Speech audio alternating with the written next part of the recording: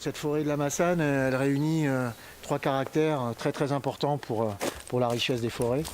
Elle est ancienne, il y a eu continuité forestière et il y a de la naturalité, c'est-à-dire qu'elle n'a pas été exploitée depuis 140 ans officiellement.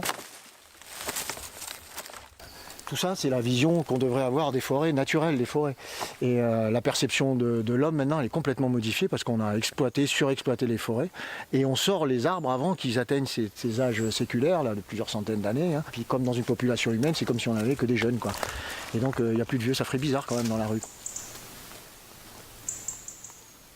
On parle beaucoup de l'Amazonie en ce moment, mais en Europe, on a aussi des lieux comme ça. Ici, à la Massane, c'est plus de 8000 espèces répertoriées.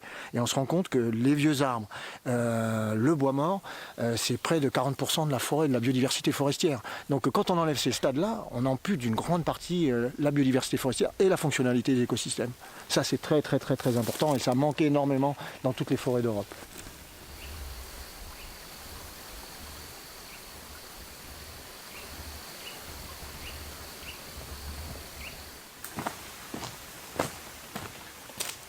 Là, on a un cas d'interaction entre les espèces où tu vois, il y a l'amadouvier en fait qui a attaqué l'arbre. Le bois va se ramollir et tu as un pic qui va venir là et avec ce bois plus mou, il va pouvoir creuser son trou.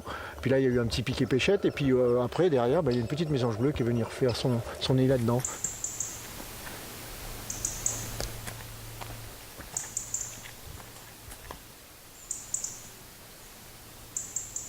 C'est la cartographie d'une partie de notre observatoire là, qui compte 50 000 arbres. Là, rien que sur cette portion-là, on est à peu près à 30 000 arbres. En bleu, c'est la hêtraie. On voit bien qu'on est quand même dans une hêtraie, et puis en vert, les chênes. Et donc, ces suivis-là ont été initiés en 99, donc ça fait 20 ans qu'on a des informations.